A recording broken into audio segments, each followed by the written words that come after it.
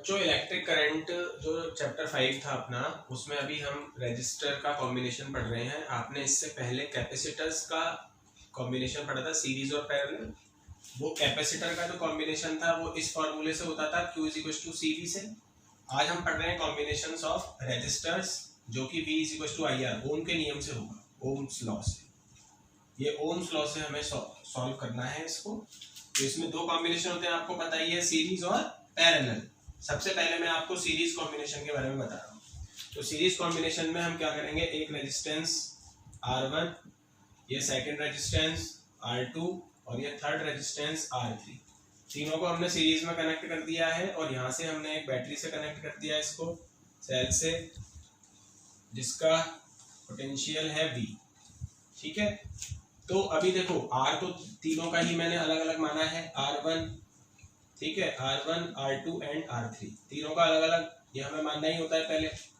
अब करंट की बात करूंगा तो बैटरी से जो करंट फ्लो होगी वो तीनों में से सेम करंट फ्लो होगी, क्योंकि एक ही वायर में लगे हुए हैं, तो करंट सेम हो गई। तो मैंने बताया था V = IR में एक ही क्वांटिटी अलग अलग होगी, बाकी दोनों सेम, एक ही क्वांटिटी सेम होगी, बाकी दोनों अलग अलग होंगे। तो रेजिस्टेंसेस अलग अलग हो गए, तो पोटेंशियल ड्रॉप भी तीनों पर अलग अलग मिलेगा। इसमें से केवल एक ही क्वांटिटी सेम होती है और बाकी अलग अलग होती है। तो यहाँ से यहाँ तक का जो पोटेंशियल ड्रॉप होगा वो V1, फिर यहाँ से यहाँ तक का V2 और फिर लास्ट में ये फाइनल V3। इस तरीके से ये पोटेंशियल हर रेजिस्टेंस पे ड्रॉप होता जाएगा। तो तीनों क्वांटिटीज की बात हो गई। याद रखना, सीरीज कॉम्बिनेशन में इलेक्ट्रिक करंट सेम रहती है, ये हमें बिल्कुल टिप वाली बात याद रखनी है। अब करंट सेम है, रेजिस्टेंस तो हमें फाइंड करना ही है, इक्विवेलेंट रेजिस्टेंस फाइंड करेंगे। अब हम इक्विवेलेंट रेजिस्टेंस, तो इक्विवेलेंट रेजिस्टेंस फाइंड करने के लिए हम फॉर्मूला लगाएंगे R = V/I। तो फर्स्ट रेजिस्टेंस की बात करेंगे पहले हम,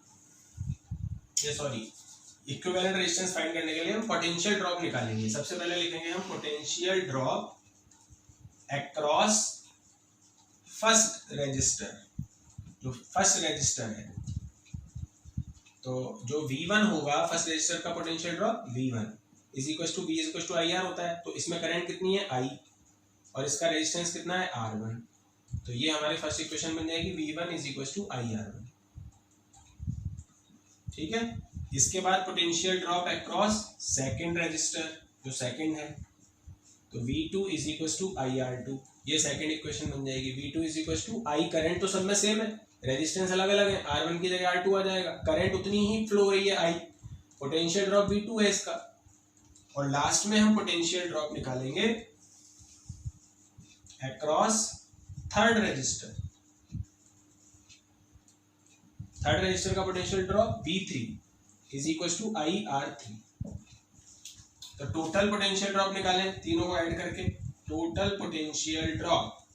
तो हम क्या करेंगे, तीनों को ऐड कर देंगे, V1 + V2 + V3।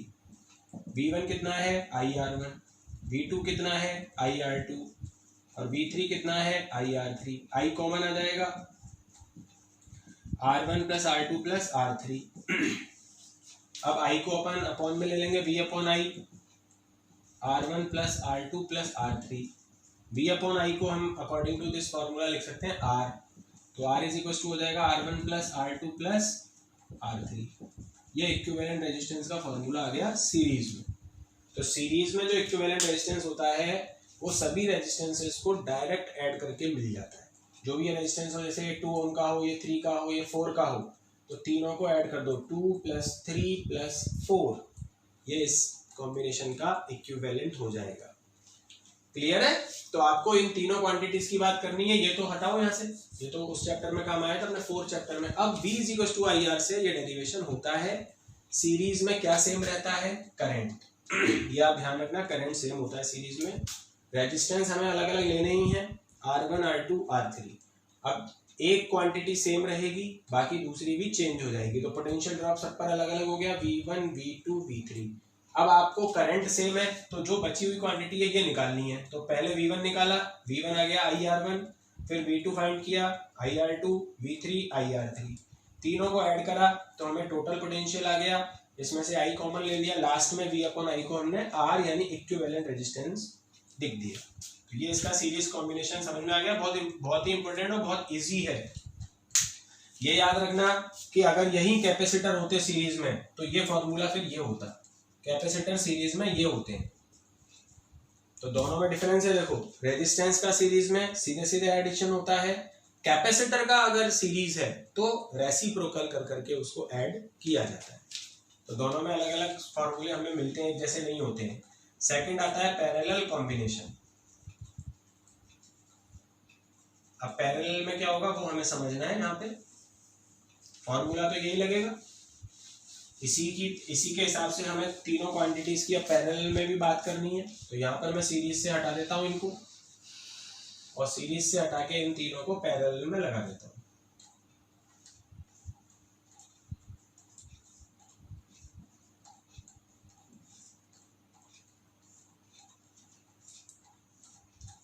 ये R1 रेजिस्टेंस है, ये R2 है, ये R3 है।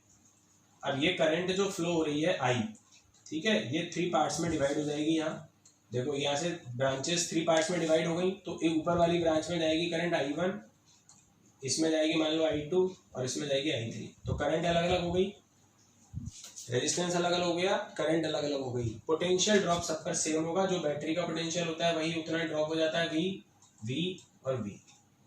एक क्वांटिटी सेम रहती है। पैरेलल में क्या सेम आ गया, V। सीरीज में क्या सेम आया था, I सेम था, निकाला क्या था, V1 V2 V3। अब V सेम है, निकालोगे क्या, I1 I2 I3। ठीक है, तो I1 क्या आ जाएगा, देखो V = IR होता है, तो I = V/R होता है। तो I1 हो जाएगा V/R1। ये फर्स्ट रेजिस्टेंस की करंट हो गई, फर्स्ट रजिस्टर में जो करंट जा रही है। I2 V/R2 एंड I3 जो थर्ड रजिस्टर में जा रही है करंट, V/R3। समझ गए। सीरीज में I सेम था तो V1 V2 V3 निकाला था। अब V सेम है तो I1 I2 I3 फाइंड कर लेंगे। टोटल इलेक्ट्रिक करंट कैसे लिखोगे, टोटल करंट तीनों को ऐड कर दोगे, I1 + I2 + I3। तो I1 की वैल्यू क्या है, V/R1, प्लस I2 की वैल्यू क्या है, V/R2, प्लस I3 की वैल्यू V/R3। V इसमें से कॉमन आ जाएगा, 1/R1 + 1/R2 + 1/R3। इस V को अपॉन में ले जाएंगे, I/V। 1/R1 + 1/R2 + 1/R3। V/I क्या था, R। तो I/V क्या होगा, ये उल्टा हो गया ना, V/I तो R था, पर I/V है, तो I/V क्या होगा, I/V हो जाएगा 1/R। तो ये हमारे पास इक्विवेलेंट रेजिस्टेंस का रेसिप्रोकल आ गया। ठीक है, ये सीरीज, ये पैरेलल का फॉर्मूला है। अगर कैपेसिटर का पैरेलल देखें तो वो ये होता था, तो उल्टा हो जाता है मामला। अब रेजिस्टेंस के पैरेलल में हम रेसिप्रोकल कर करके ऐड कर रहे हैं, कैपेसिटर में डायरेक्ट ऐड होता था। तो ये फॉर्मूले थोड़े ध्यान रखना, ये सीरीज का फॉर्मूला है, ये पैरेलल का, कैपेसिटर का। इससे उल्टे फॉर्मूले होते हैं रेजिस्टेंस के। ठीक है, तो समझ गए आप, ये ध्यान रखना है। सीरीज में करंट सेम होती है, V1 V2 V3 फाइंड करते हैं।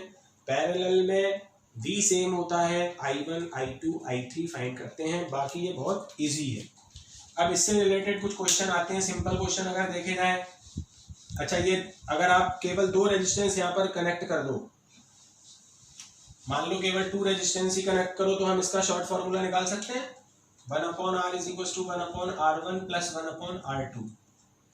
1/R = R1 R2 LCM आ जाएगा, यहाँ पे R2 + R1। अब इसको उल्टा कर दो, R, इसको भी उल्टा कर दो, R1 R2 / R1 + R2। तो ये अगर 2 रेजिस्टेंस हो तो आप इस छोटे से फार्मूले से उनको तुरंत निकाल सकते हो। जैसे मैं आपको एग्जांपल दे रहा हूँ कि एक 2 ओम का और एक 3 ओम का रेजिस्टेंस है, दोनों को पैरेलल में कनेक्ट किया गया है और आपको इक्विवेलेंट रेजिस्टेंस फाइंड करना है। ये क्वेश्चन बना दिया मैंने यहाँ। 2 रेजिस्टेंस 2 ओम और 3 ओम के, ये फार्मूला केवल 2 रेजिस्टेंस के लिए लगता है, बाकी 2 से ज़्यादा है तो फिर ये लगाना है अपने को, ध्यान रखना। तो अगर हमें R इक्विवेलेंट निकालना है तुरंत, तो पहले दोनों को मल्टीप्लाई कर देंगे, 2 × 3 अपॉन, अब दोनों को ऐड कर देंगे, 2 + 3, तो 6/5। ये हमारा आंसर आ जाएगा सीधे सीधे। और चाहो तो इसको 1.2 ओम भी लिख सकते हो, ओम में आएगा। ठीक है, तो बस ये है। और सीरीज वाले में तो सीधे सीधे ऐड है। अब ये दोनों ही अगर सीरीज में कनेक्ट होते, मान लो ये बोलता है ये सीरीज में कनेक्ट है, तो फिर क्या करते, तो फिर आप R1 प्लस R2 कर देते, 2 + 3 = 5। तो सीरीज में डायरेक्ट एडिशन होता है और पैरेलल में अगर दो हैं तो R1 × R2 upon R1 + R2, और दो से ज़्यादा हैं तो फिर ये फार्मूला। तो इस तरीके से छोटे छोटे क्वेश्चन तो ये होते हैं। बाकी फिर और भी इसके न्यूमेरिकल्स हैं, वो हम अगले वीडियो में अच्छे तरीके से सीखेंगे।